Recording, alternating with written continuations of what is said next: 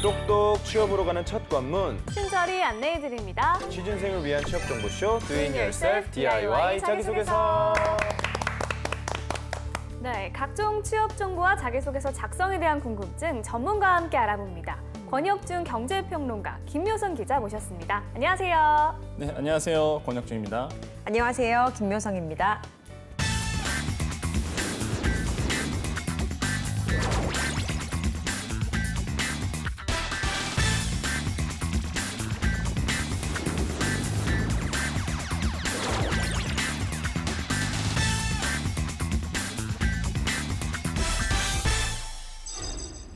자기소개서의 주인공 만나보겠습니다. 주인공이 희망하는 오늘의 기업, 너를 보여줘.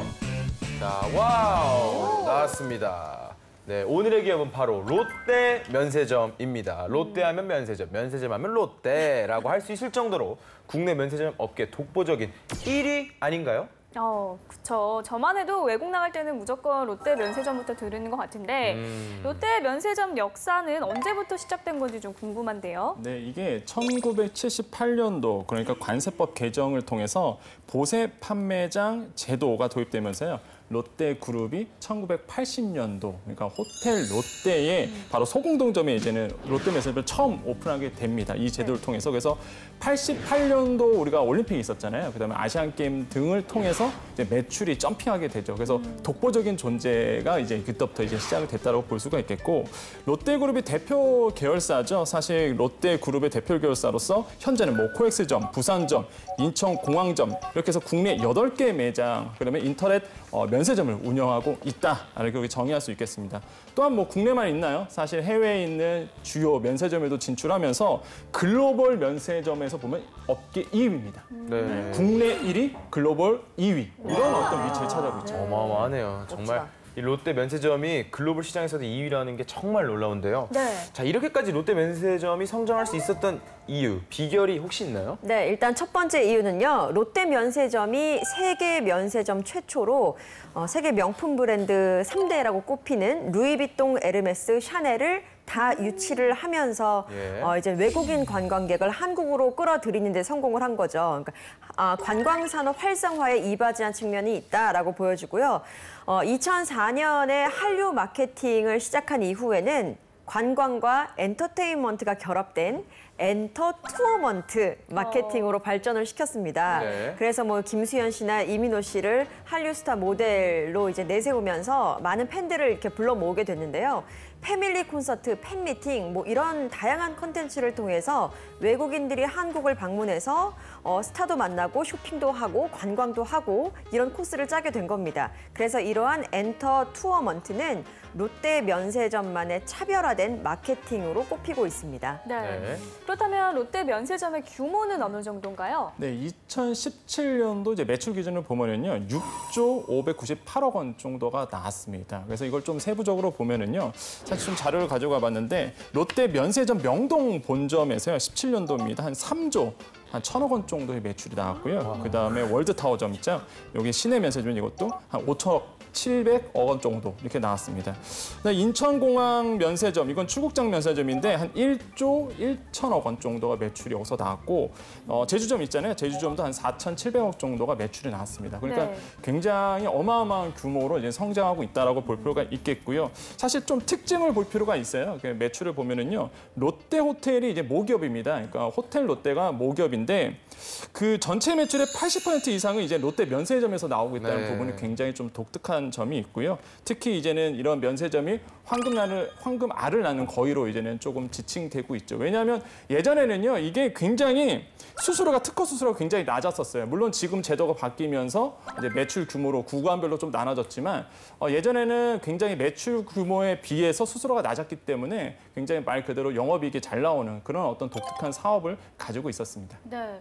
사실 우리나라에서 유통 공룡이라고 불리는 대기업들을 보면 면세점을 하나씩은 끼고 있는 것 같은데 아까 말씀을 해주셨듯이 롯데 면세점이 국내 1위다라고 말씀을 해주셨고 그렇다면 업계 순위는 어떻게 되나요? 업계 순위는 뭐 많이들 아실 거예요. 당연히 롯데가 1위고요. 두 번째가 이제 신라, 그다음에 신세계 이렇게 좀 나눠져 있습니다. 대부분 뭐 굴지에 우리나라의 굴지 대기업 기업들이 이제 다 가지고 있는 것이죠. 사실 2018년도 상반기 국내 면세점 매출액은 한 9조 1천억 원 정도가 나왔거든요. 이번 연도의 연매출이 무려 한 18조에 다다를 것이다. 왜냐하면 상반기에 이미 9조를 찍었기 때문에 그만큼 굉장히 커지고 있다라고 볼 필요가 있겠고, 이 중에서 이제는 국내 면세점 점유율이 롯데 면세점이 한 38%, 신라가 29%, 신세계가 20%를 이제 예상하고 있습니다, 시장에서. 그러니까 롯데가 역시나 단연 1위다라고 볼 수가 있겠죠. 네. 자, 그렇다면 후발주자들의 계속된 공격에도 이 롯데 면세점이 1위를 지키고 있는 이유가 있다면 무엇일까요? 일단요, 롯데의 전통답게 물량으로 밀고 있어요. 그만큼 능력이 되기 때문이겠지만 특히 소공동 본점 같은 경우에는요, 대한민국 대표급 면세점으로 꼽히고 있죠. 역시 그 명성에 걸맞게 매출액 그리고 품목수가 부동의 1위입니다. 그러니까 상품이 정말 다양하고요. 입점 브랜드 굉장히 많아요. 신상품의 경우도 다른 면세점들보다, 경쟁 면세점들보다 빨리 들어온다고 하고요. 또 심지어 국내 백화점보다 신상품이 더 빨리 들어오는 경우도 많다고 합니다. 그래서 롯데 면세점의 목표는 글로벌 지금 2위잖아요. 근데 2020년까지 글로벌 1위로 도약하겠다라는 각오를 갖고 있고요. 또 올해 5월에는 온라인 전담 MD 조직을 신설했어요. 많은 분들이 면세점 직접 가가지고 오프라인에서 구매하기도 하지만 온라인, 인터넷을 통해서 많이 구매를 하잖아요. 조금 더 인터넷 쇼핑에 있어서 적합하고 다양한 상품들을 구비해서 만족스러운 쇼핑을 이끌겠다라고 각오를 다지고 있습니다. 네. 자, 그러면 오늘의 기업에 대해서 요약해서 설명 부탁드립니다. 네, 아까 뭐 매출이라든지 아니면 규모에 대해서는 이미 말씀드렸고요. 그럼 우리가 실제 그 롯데 면세점을 보려면 사업 구조를 좀 알아야 됩니다. 사실 롯데 면세점은 단독 기업은 아닙니다. 이게 호텔 롯데가 이제 모기업이고요. 그러니까 다시 말하면 호텔 롯데의 주요 사업 부분으로 되어 있습니다. 그러니까 호텔 롯데가 이제는 지주회사라고 본다면 4개의 주요 이제 부분이 있는데요. 첫 번째가 바로 우리가 지금 얘기하고 있는 면세 사업부가 있고요. 그다음에 호텔 사업부, 월드 사업부, 리조트 사업부, 이 4개의 주요 사업부 부분 중에 하나가 바로 롯데 면세점이다라고 우리가 좀 이해를 해야 되겠죠. 그래서 롯데 면세점의 규모를 보면은요, 국내에서 가장 많은 지점과 인터넷 면세점을 가지고 있다. 요거 좀 기억해 주시겠고요. 그다음에 최초로 모바일 면세점을 운영했다는 부분, 요 포인트도 좀 짚어드리겠습니다. 또한 국내 1위죠. 글로벌 2위에 있습니다. 이런 현재도 위치도 알아야 되겠고요. 특히 아까 우리 기자님께서 말씀해 주셨죠. 루이비통, 에르메스, 샤넬, 프라다. 그러니까 이런 주요 명품들이 한 곳에 몰려있는 곳, 사실 유일하다고 말씀드릴 수 있겠죠. 그래서 사실 롯데 면세점 같은 경우에는 규모나 아니면 실제 그 명품 브랜드들이라든지 그 직판매죠. 그 들어있는 브랜드들의 수만 봐도 독보적인 존재라고 우리가 이해할 수 있겠습니다. 네. 자, 그러면 다음 코너로 넘어가 보도록 하겠습니다. 자기소개서 작성에 필요한 이슈를 선정해 봅니다. TMI 이슈 가이드 함께 하시죠.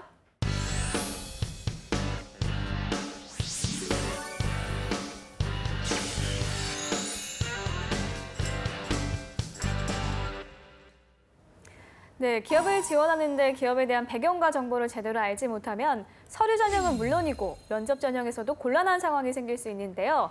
TMI 이슈 가이드는 그러한 기업의 모든 것에 대해 알아봅니다. 네, 이것만을 알고 가자 TMI 이슈 가이드. 오늘의 기업은 국내 면세점 업계 대표주자 롯데 면세점입니다. 자, 그럼 본격적으로 롯데 면세점의 환경 분석을 해보도록 하겠습니다. 첫 번째 이슈 주시죠. 면세점 특허권 최대 10년 보장. 점유율 굳혀진다? 일단 10년이 아니었던 걸로 저는 알고 있는데 10년까지 늘어나나 봐요. 네, 이번 이슈를 이해하기 위해서요, 알고 있어야 하는 게 있습니다. 지금 방금 홍보미 아나운서가 살짝 언급을 했는데요. 바로 2012년에 면세점 업계를 아주 발칵 뒤집었던 이슈가 있었습니다. 바로 홍종학 법. 이었는데요.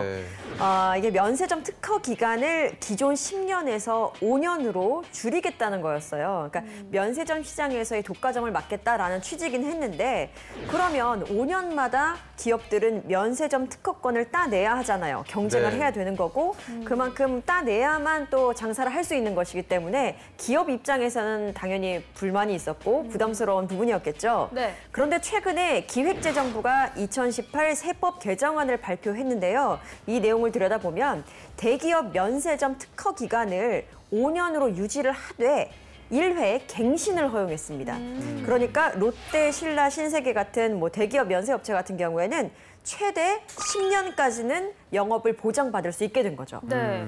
자, 그렇다면 면세점 특허권 10년이 보장이 되면 앞으로 어떻게 업계에 영향이 미칠까요? 네, 이게 먼저 규모의 경제를 좀 살릴 수가 있겠죠. 어떤 부분이냐면 사실 그 면세업 같은 경우에는 물류 파트도 있기 때문에 기본적으로 조 단위 투자가 되는 것은 기본 어떤 상식입니다. 그러니까 뭐 브랜드점이라든지 해외 명품들도 갖고 와야 되고요. 무엇보다 사실 뭐 해외 명품 이런 거는 브랜드를 갖고 올 수 있지만 기본적으로 면세업 같은 경우에는 직판이거든요. 그러니까 직접 사서 또 파는 구조가 있기 때문에 조 단위 투자가 들어요. 근데 이게 면세 특허권이 5년으로 되다 보니까 사실 조 단위 투자하고 나서 야, 이걸 내가 영위할 수 있겠느냐 이런 불안감이 사실 있었거든요. 이제 10년이 되다 보니까 규모의 경제를 살려서 더 적극적으로 투자할 수 있는 길이 열렸다라고 볼 필요가 있겠고 또한 고용 불안정이 좀 해소가 될 수가 있습니다. 왜냐하면 처음 홍종합법이 하고 나서 적용된 게 2015년도에 있었던 신세계와 두산이 새로 들어오고 이제 롯데와 SK, 그러니까 월드타워전과 워컬 면세점이 이제는 나가전 부분이 있었거든요.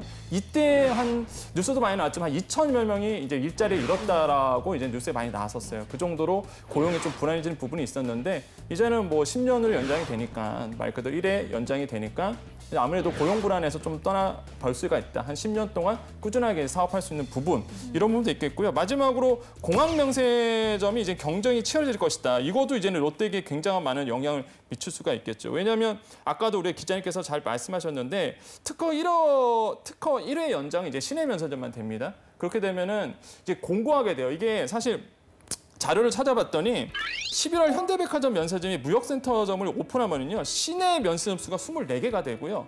그 서울에서만 13개 달합니다. 그러니까 면세점이 지금도 많이 이슈가 되고 있죠. 너무 많다는 얘기예요. 경쟁이 너무 치열해졌죠. 그러다 보니까 사실 이 시내 면세점에서 그 매출이 한 75%가 면세점들은 나오거든요. 그러니까 매출은 70%가 고정이 돼 있어요. 시내 면세점. 그러면 이제는 면세점 업체 입장에서 롯데나 신세계나 뭐 말 그대로 신라에서는 어디서 매출을 땡겨야 되느냐? 결국에는 이제 공항 면세점밖에 없거든요. 사실 그러면 공항 면세점에 더욱더 투자할 수밖에 없다. 경쟁이 더 치열해질 것이다. 근래에 또 문재인 대통령이 어떤 얘기를 했냐면 출국장 면세점이 아니라 이제 이국장 면세점도 이제 규제 개혁을 좀 해서 생겨야 되는 거 아니냐라는 얘기를 했어요. 그러니까 그만큼 면세 업계가 정책이라든지 아니면 국제적인 글로벌 트렌드에 너무 민감하게 빠르게 반응하거든요. 그러니까 얘기가 좀 딱딱할 수가 있습니다, 오늘 얘기가. 하지만 잘 이해를 하셔야지만 면세점이라든지 아니면 무역이라든지 트레이딩 계열의 어떤 취업하시는 분들은 이런 부분을 잘 알고 있어야 된다. 이 방송 집중하셔야 되겠습니다. 네. 네. 아, 이 말씀을 들어보니까 정말 이 면세점 업계의 점유율 다툼이 치열하다는 게 느껴지는데요. 네. 롯데 면세점이 1위 자리를 지키기 위해서 어떤 전략을 또 펼치고 있는지 다음 이슈 통해서 알아보겠습니다. 내국인을 잡아라. 마케팅의 총력. 좀 내국인을 잡기 예. 위해서 여러 가지 마케팅을 하려고 하나 봐요. 네, 롯데 면세점이 내국인을 유치하기 위해서 다양한 마케팅을 펼치고 있는 것 같은데요. 자, 어떤 마케팅을 하는지가 참 궁금한데요. 네, 롯데 면세점은요 최근에 쇼핑을 맛있게 사다 냠이라는 새로운 광고 마케팅을 냠 내놨습니다. 냠은요 롯데 면세점의 영문 철자인 LDF를 한글로 형상한 거예요. L D 이렇게 돼 있죠. F 해서 보시는 분들은 얌으로 보였을 거예요. 그렇게 형상을 한 건데요. 네. 맛있는 음식을 먹을 때 이렇게 냠냠 소리가 나잖아요. 네. 그러니까 이럴 때처럼 롯데 면세점에서 기분 좋은 쇼핑을 하자라는 의미로 이런 캠페인을 내세웠다고 합니다. 냠냠냠냠냠냠냠. 롯데 면세점은요 SNS를 통해서 냠 캠페인 이종석 편을 공개했거든요. 네. 그리고 이어서 냠 캠페인 방탄소년단 편이 새로 올라왔습니다. 네. 42초짜리 영상인데요. 영상이 끝나면 인천공항점에 화장품 없는 거 모르냐? 이라는 문구가 나와요. 그건 뭔가요? 이게 그러니까 롯데 면세점이 가지고 있는 이제 거시적인 환경을 좀 이해해야지만 이게 사실 풀리는 얘기입니다. 네. 뭐냐면 올해 초에 이제 롯데 면세점이 인천공항에서 부분 철수를 단행을 했습니다. 이게 부분 철수가 됐는데 어디서 빠진 게 바로 화장품이에요. 그러다 보니까 이 목적이 있어요. 이 광고의 목적이 뭐냐면 야 인천공항 가도 롯데 면세점 화장품 못 사. 이런 얘기입니다, 사실. 그러니까 그게 첫 번째 목적이고 두 두 번째로는 이제는 시내 면세점이나 인터넷 면세점으로 와. 그러니까 이런 뜻의 목적의 광고가 있는 거예요. 그러니까 왜냐하면 가면 못 사니까 이제는 네. 시내 면세점 아니면 인터넷 면세점에서 사 이런 뜻이고요.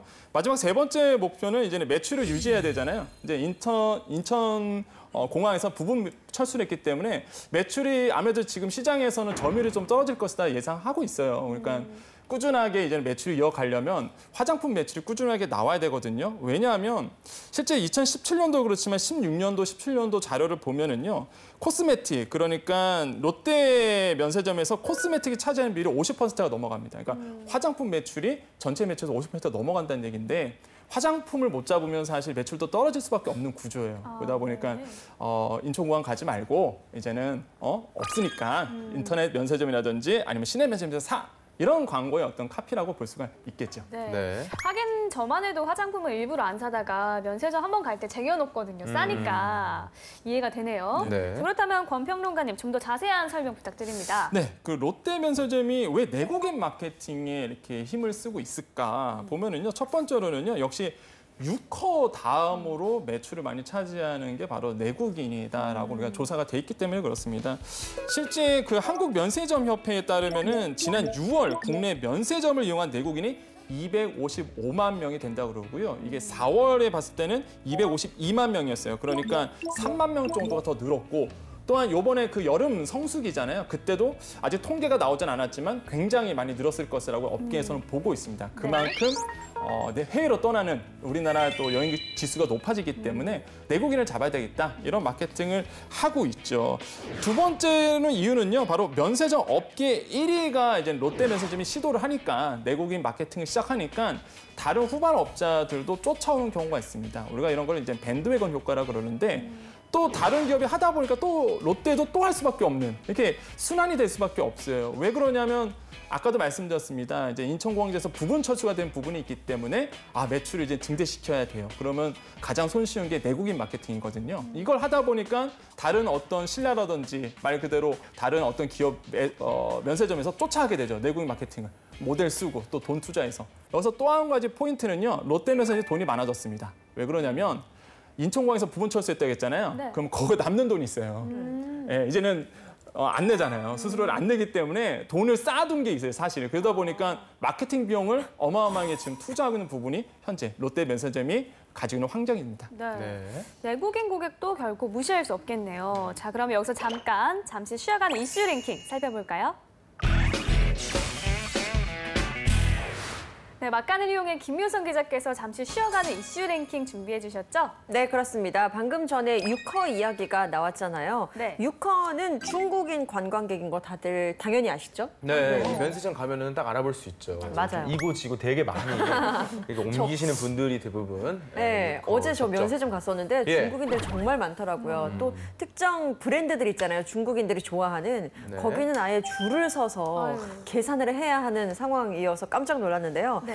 역시 유커들은 면세점계의 큰 손이라고 불리면서 그야말로 면세점 업계를 거의 먹여 살려왔다라고 해도 과언이 아닌데요. 네. 그렇다면 여기서 과연 국내 면세점을 찾는 구매객들 가운데 국적별 매출액은 어느 정도인지 한번 찾아봤습니다. 화면으로 함께 만나보시죠. 네, 2017년 면세점 구매객 국적별 매출액입니다. 먼저 5위 대만 540억 원, 4위 미국이에요. 1,126억 원, 네. 3위 일본입니다. 3,664억 원, 그리고 2위는 한국입니다. 3조 8,161억 원, 그리고 1위는 역시 중국입니다. 9조 5,756억 원이에요. 와, 그러니까 진짜 중국인 관광객을 통한 매출액이 압도적이네요. 네. 근데 사드 보복 여파로 인해서 좀 줄어든 거 아닌가요? 그런데요, 그럴 것 같았는데 의외로 아니에요. 심지어 지난 2016년을 보면요, 70%가량이던 중국인 매출이 그 비중이 올라서 올해 1분기에는 73.5%까지 상승했습니다. 지난해부터 올해까지 이제 면세점 업체들의 실적을 이끈 주인공들은요, 다름 아닌 따이공 덕분입니다. 따이공이요. 따이공이요? 따이공이 무엇인가요? 따이공은요, 국내 면세점에서 물건을 구입을 한 뒤에 중국에 가서 다시 파는 그러니까 보따리상을 지칭을 하는데요.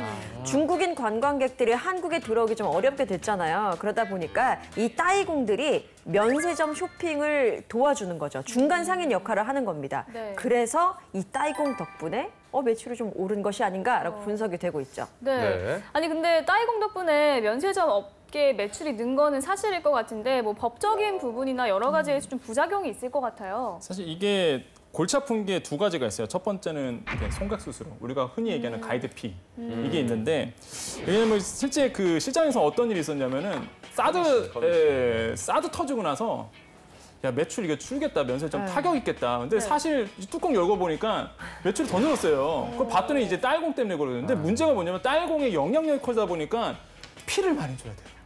그들에게 이게 수수료를 많이 떠야 되는 거예요. 왜냐하면 한꺼번에 사가 버리니까 영향력이 더 커지는 거죠.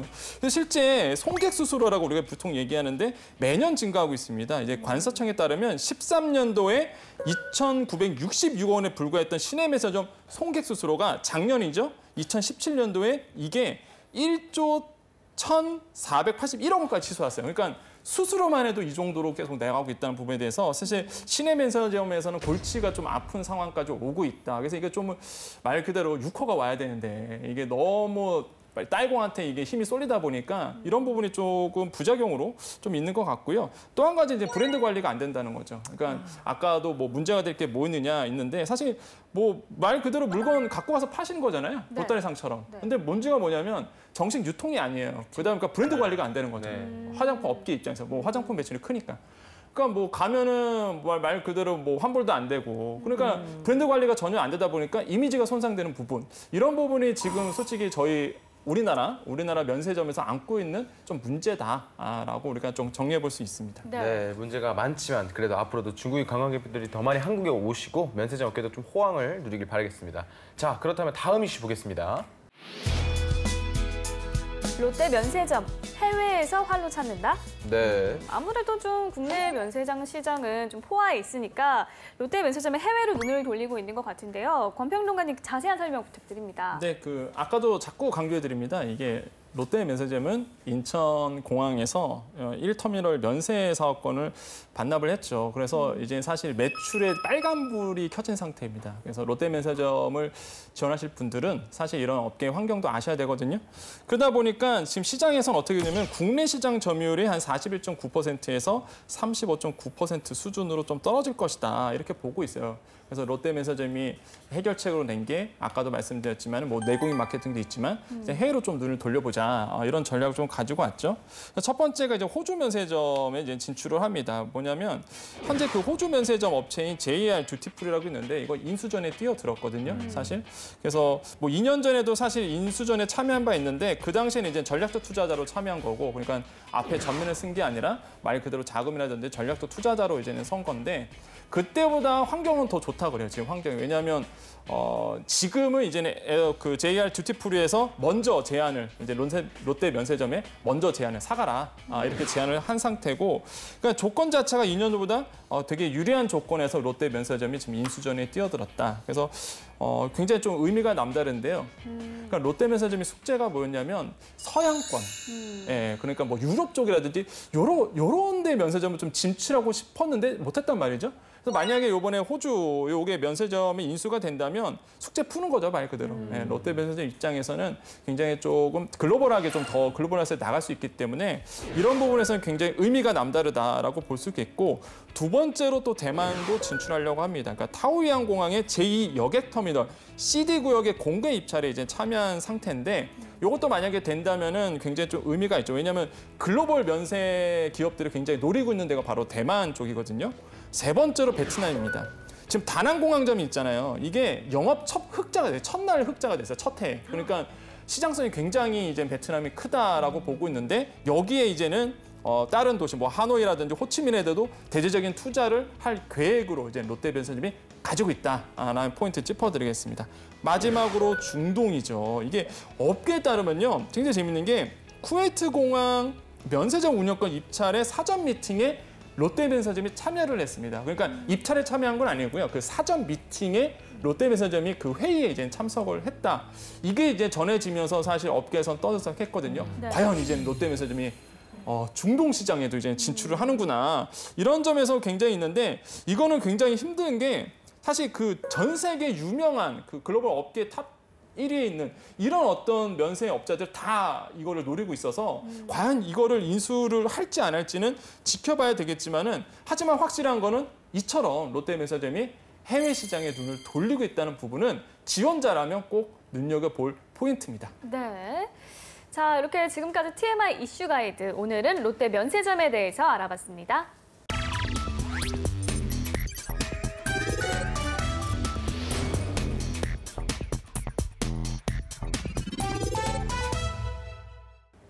네, 오늘 주인공의 프로필을 살펴볼 텐데요. 오늘의 지원 직무는 롯데 면세점 영업관리직입니다.